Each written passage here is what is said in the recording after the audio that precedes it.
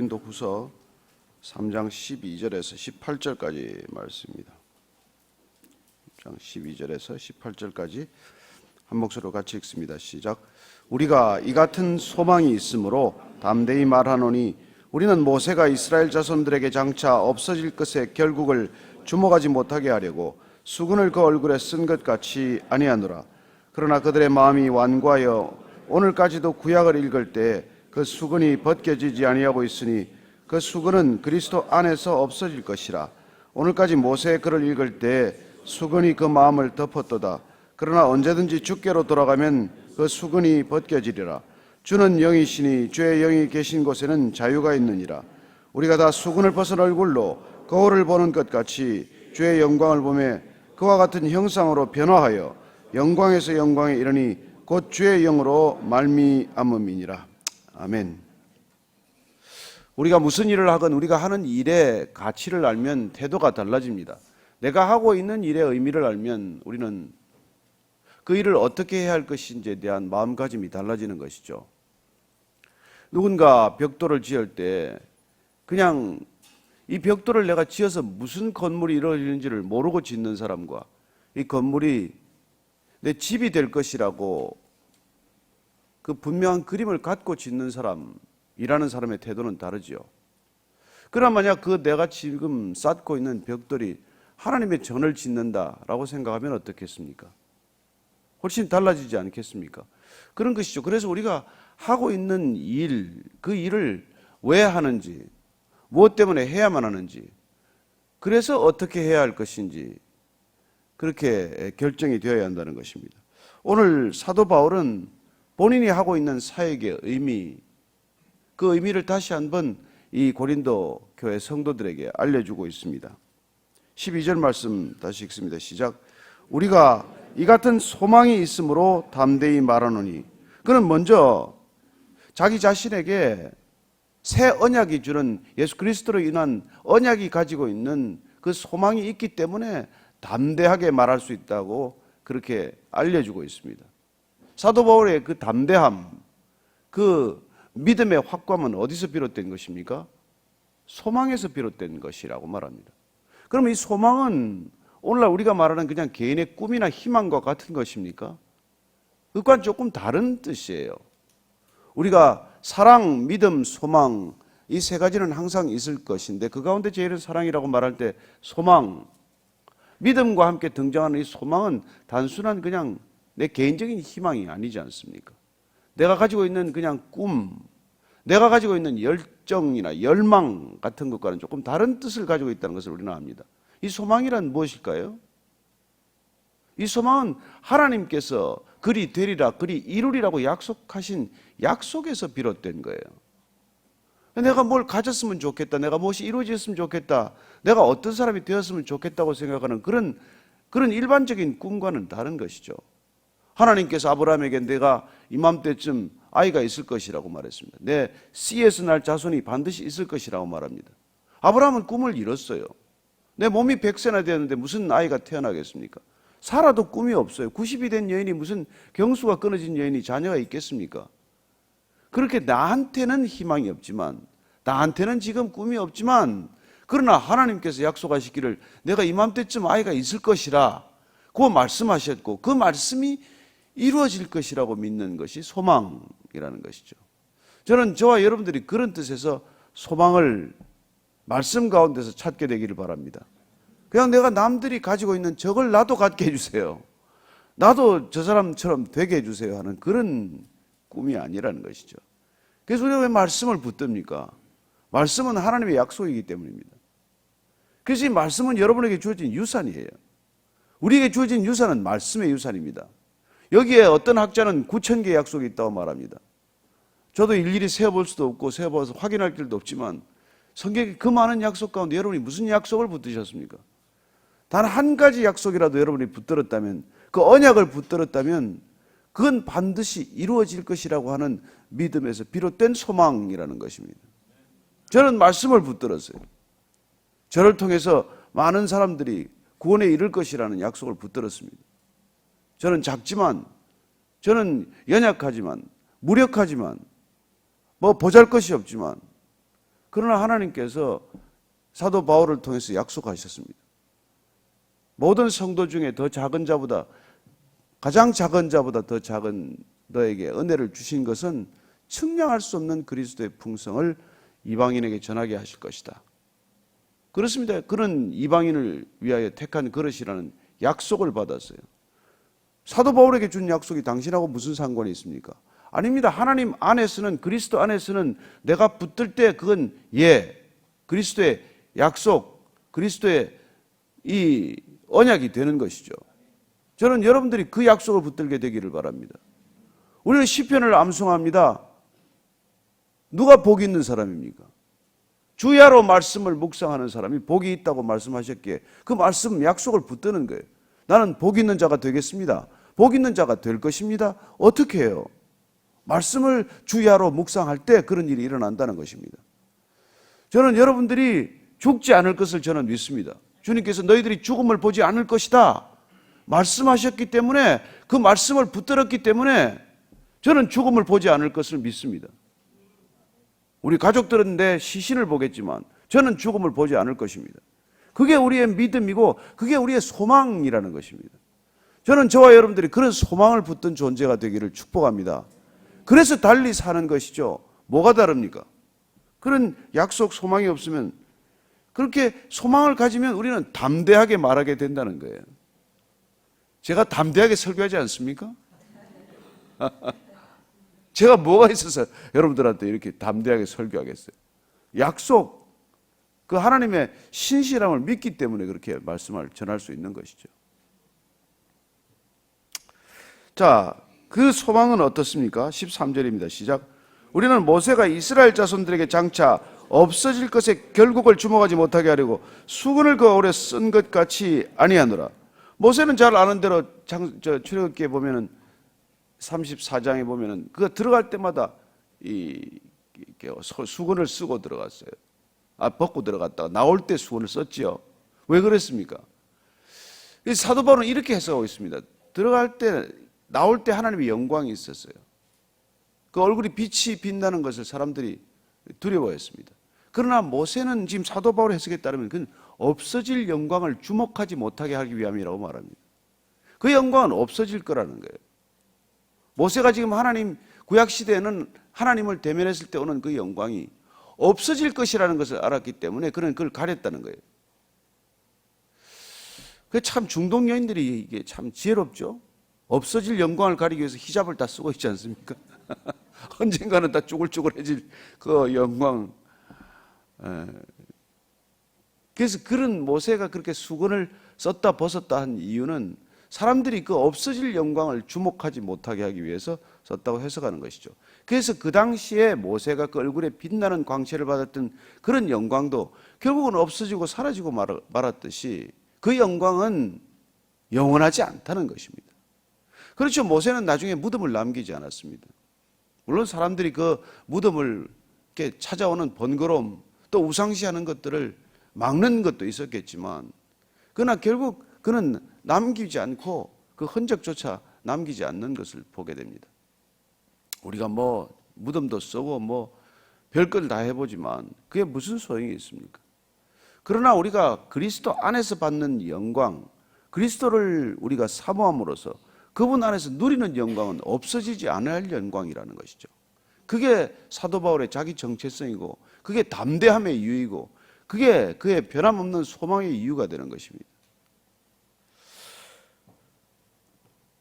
그러나 14절 읽습니다. 시작. 그러나 그들의 마음이 완고하여 오늘까지도 구약을 읽을 때 그 수건이 벗겨지지 아니하고 있으니 그 수건은 그리스도 안에서 없어질 것이라. 그들의 마음이 완고하여, 그리하여 유대교가 되어버린, 하나님을 유대교로 만들어버린 그 유대인들의 그 완고함, 그 마음의 고집스러움, 이건 수건 때문에 비롯됐다고 해석을 하고 있는 것이죠. 오늘까지도 그 구약을 읽을 때 수건이 벗겨지지 않았다고 말합니다. 새로운 영광을 보지 못하고 옛 영광에 집착하고 있는 그 안타까움을 이렇게 표현하고 있는 것이죠. 이제 그리스도 안에서 우리는 수건을 벗어 던지고 영원에서 영원까지 그분의 영광을 사모하고 영광에 이를 것이라는 믿음으로 살아야 할 때인데, 아직도 구약 시대에 율법을 지켜서 그 율법으로 의로움을 얻고 율법으로 구원을 받는다고 하는 그 고집스러운 그런 마음의 완악함, 깨닫지 못함의 완악함, 그것 때문에 이 사도 바울은 사실은 동족들에 대한 그런 그 마음의 안타까움이 얼마나 컸는지 모릅니다. 그는 어디를 가든 유대인 회당에 찾아가서 먼저 그곳에서 설교를 하지 않았습니까? 그리스도의 복음을 먼저 전했지만 그 영광을 보지 못하는 유대인들은 마치 수군에 가려져서 그 옛 영광의 가로 이렇게 막혀 있는, 갇혀 있는 그런 답답함을 본 것이죠. 저는 여러분들이 성경을 읽는 것을 정말 축복합니다. 그렇지만은 이걸 문자적으로 해석을 해서 그 문자에 갇혀 있지 않게 되기를 바랍니다. 주님께서 율법을 당시에 오셔서, 사실 그 당시 랍비들도 마찬가지예요. 늘 토라를 그 상황에 맞게 해석해 주어야 했습니다. 오늘날 우리 설교자들이 이 3,500년 전에 쓰여진 토라, 모세 오경, 그리고 예수님 시대에 쓰여졌던 복음서, 그리고 그 이후에 서신서, 이걸 지금 어떻게 여러분 2000년이 지나서 우리가 이걸 같이 읽을 것이며, 어떻게 이걸 해석할 것이며, 어떻게 이걸 우리 삶에 동일하게 적용할 것인가?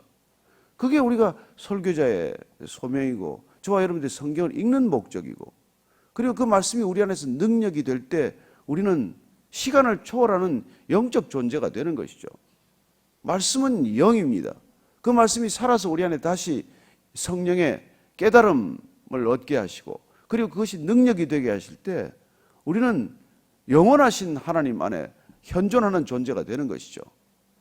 저는 여러분들이 하나님같이 형상이 바뀔 줄로 믿습니다.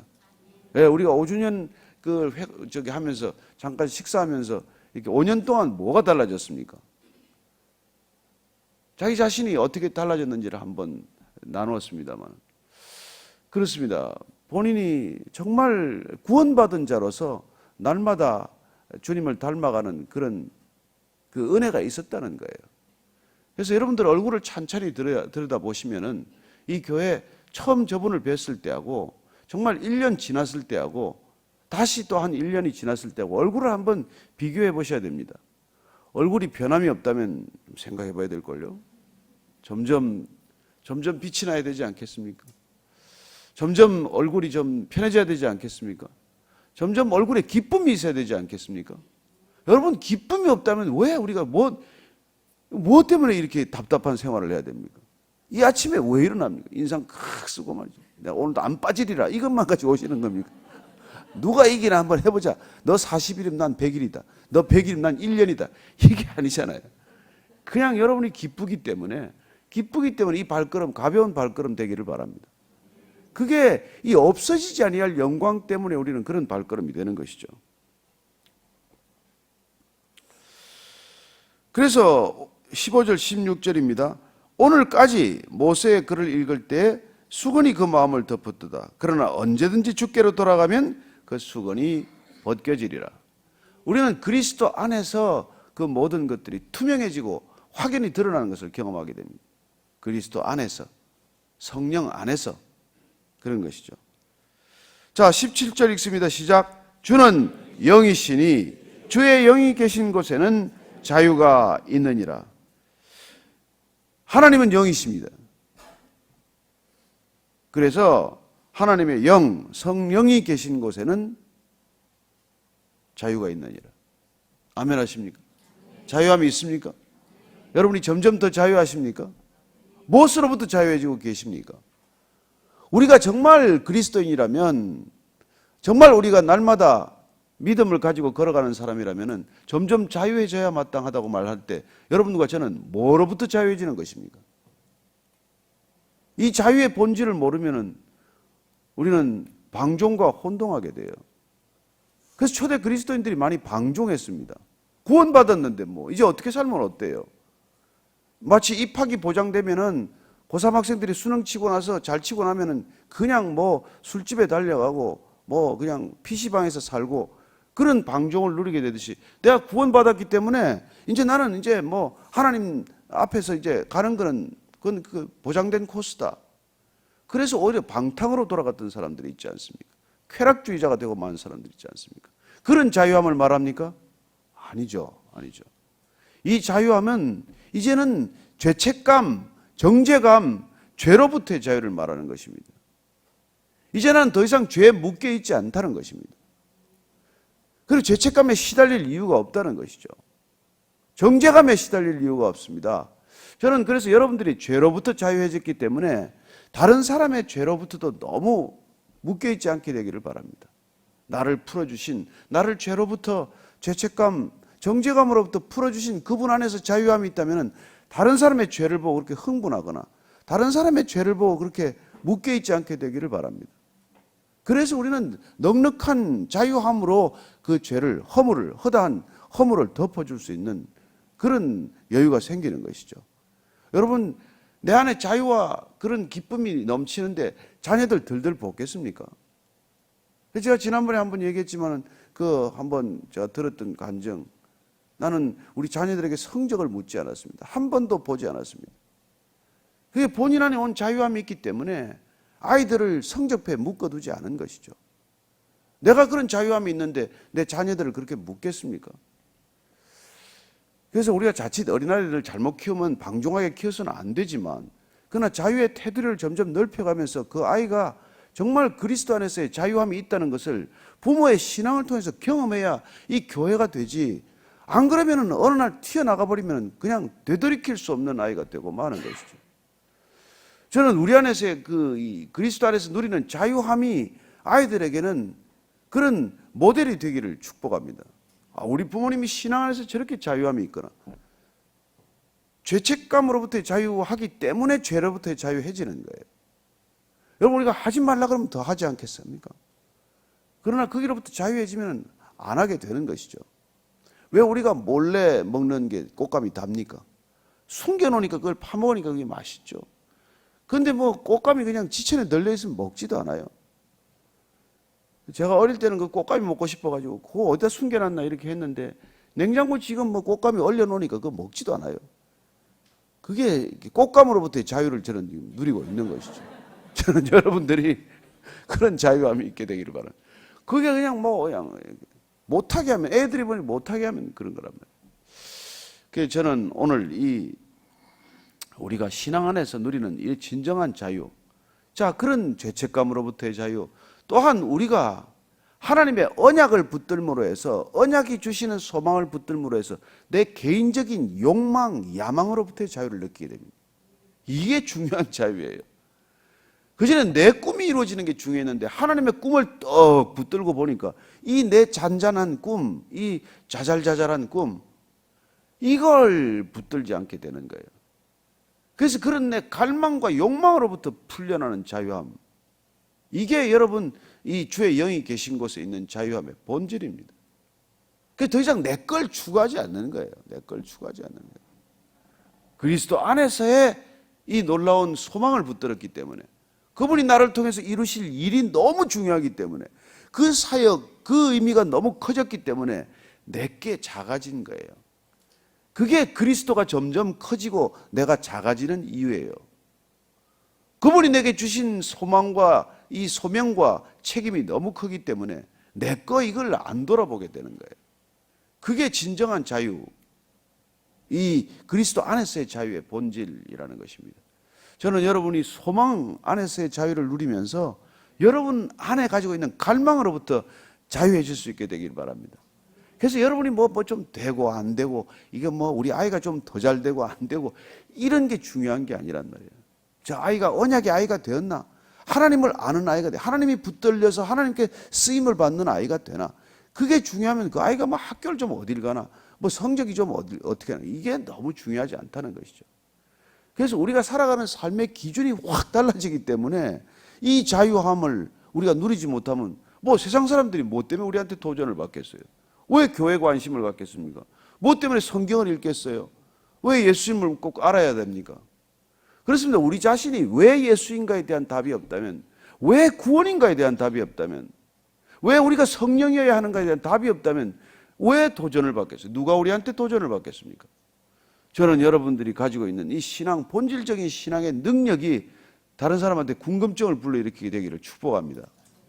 이게 자유함이 주는 능력 아닙니까? 자유함이 주는 능력. 세상은 자기 욕망을 추구하는 자유를 자꾸 해요. 그래서 자꾸 방탕해지는 것이죠. 죄 가운데로 달려가는 자유. 요새 이 뭡니까? 뉴스만 보면 전부 미투예요. 요새 또 보면. 또 뭐 도지사가 또 나오고 말이죠. 하여튼 뭐 한번 다 드러나긴 드러나야겠지만 저는 이게 드러난다고 해결되지 않습니다. 여러분 까발린다고 해결되지 않아요. 뭘 숨길 이유도 없지만 저는 본질적으로 이 자유함을 누리지 못하면 이 자유함의 대체물로 그런 것들을 추구하기 때문에 그래요. 사실 뭐 하나님 보기에는 그런 뭐 간음을 하나 무슨 거짓말을 하나 다 똑같은 거예요. 죄의 뿌리가 하나인데 죄의 현상이 다를 뿐이지 이 근본적인 자유함이 없기 때문에 어떤 형태로든 죄는 삐죽삐죽 삐져나오게 되어 있어요. 그게 이 시대가 음란의 시대이기 때문에 계속 저런 현상들이 나타나는 것이죠. 이거 여러분 너댓 살 된 애부터 80 먹은 노인까지 포르노를 보고 앉았는데 그런 짓이 안 나겠어요? 이 사회가 지금 지극히 음란한 사회가 되는데 우리가 그 문제에 대해서 외면하고 있다가 지금 어느 순간 터지고 지금 있는 것이죠. 문제는 뭡니까? 음란이라는 죄는 어디서 비롯된 거예요? 이 자유함이 없기 때문에 생기는 것이죠. 목마르기 때문에. 사랑은 얻고 싶은데 사랑할 수 있는 방법을 모르기 때문에. 뭐가 사랑인지 모르기 때문에. 여러분 사랑하면은 성적이 되지 않아요. 사랑하면은 탐욕스럽지 않습니다. 사랑하면은 남을 핍박하거나 박해하지 않아요. 그게 없기 때문에 그런 것이지. 왜 성경이 답이고 왜 예수가 답입니까? 그분 안 만나고 해결되지 않습니다. 그분 없이 아무것도 해결되지 않습니다. 다 해결된 채 하고 살아갈 뿐이죠. 저는 여러분들이 주님 안에서 온전한 답을 얻게 되기를 바라고 누리게 되기를 바라고 증거하게 되기를 바랍니다. 그런데 교회 다니는 사람들이 말이지 무슨 불륜을 저지른다 무슨 음란하다 이게 말이 되지 않죠. 교회에 누가 오겠어요. 자 18절 말씀 읽고 마칩니다. 시작. 우리가 다 수건을 벗은 얼굴로 거울을 보는 것 같이 주의 영광을 보매 그와 같은 형상으로 변화하여 영광에서 영광에 이르니 곧 주의 영으로 말미암음이라. 사도 바울은 그 영의 영광, 성경 안에서 누리는 그 영광이 우리를 날마다 변화시킬 것이라고 말하고 있습니다.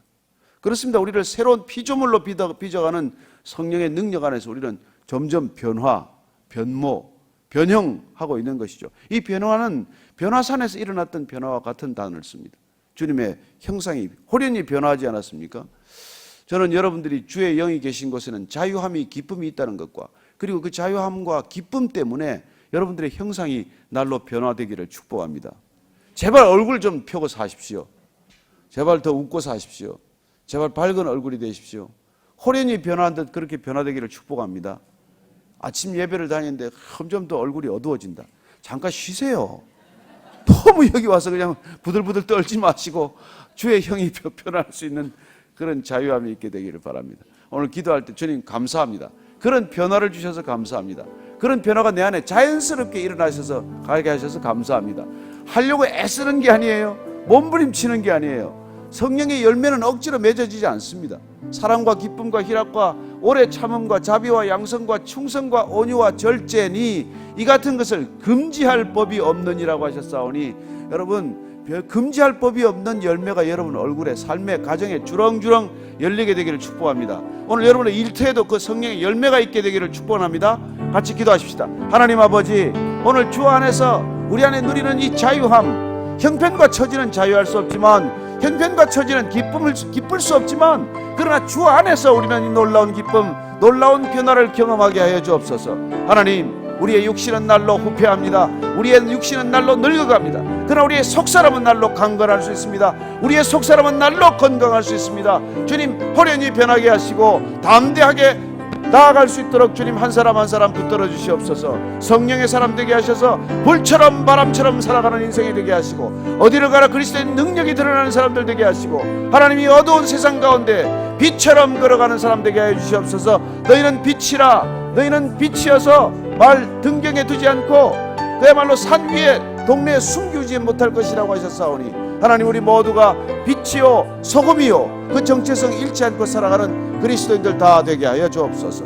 살아계신 하나님 아버지, 우리는 빛이요 소금이라고 하셨사오니 우리가 가는 곳마다 어둠이 물러가게 하시고 우리가 머무르는 곳마다 부패가 사라지게 하여 주옵소서. 하나님 아버지, 자유함이 넘치게 하시고 기쁨이 넘치게 하셔서 우리의 생애를 통해서 하나님 아버지, 이 땅 가운데 진정한 하나님의 나라가 기쁨과 자유 가운데 임하게 하여 주옵소서. 우리의 모습이 날마다 호련히 변화하듯 그렇게 변화하는 놀라운 성화, 그런 아름다운 거룩함이 우리의 삶 가운데 드러나게 하여 주옵소서. 열매 맺게 하여 주옵소서.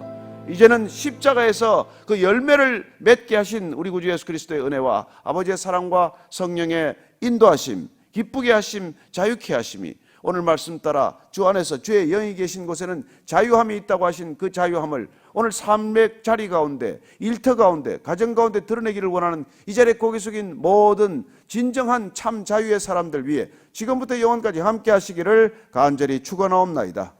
아멘.